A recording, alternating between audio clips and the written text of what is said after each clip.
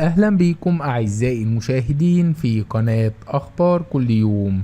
هنقدم ليكم أسعار اليورو في البنوك المصرية النهاردة لحد 24/9/2023، وإليكم الأسعار. بنك المشرق 33 جنيه و89 قرش للشراء و34 جنيه و6 قروش للبيع.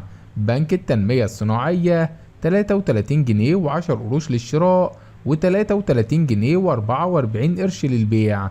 البنك التجاري الدولي 33 جنيه و10 قروش للشراء و33 جنيه و32 قرش للبيع.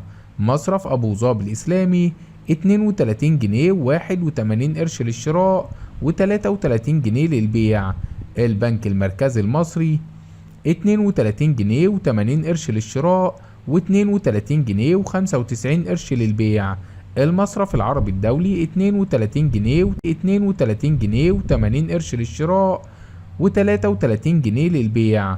بنك اتش اس بي سي 32 جنيه و76 قرش للشراء و33 جنيه و22 قرش للبيع. بنك الشركة المصرفية العربية الدولية 32 جنيه و76 قرش للشراء و33 جنيه و1 قرش للبيع.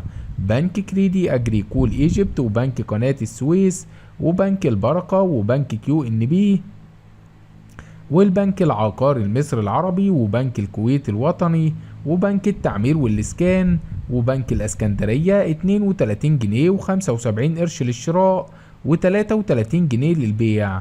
البنك المصري الخليجي وبنك بلوم 32 جنيه و74 قرش للشراء و33 جنيه و1 قرش للبيع.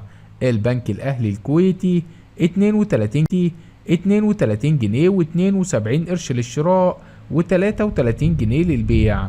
البنك الأهلي المصري وبنك مصر 32 جنيه و65 قرش للشراء و32 جنيه و89 قرش للبيع.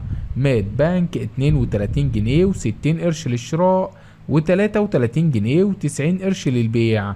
المصرف المتحد 32 جنيه و59 قرش للشراء و33 جنيه للبيع. أعزائي المشاهدين، هنا ينتهي الفيديو. لا تنسوا دعمنا بلايك والاشتراك في القناة حتى يصلكم كل جديد.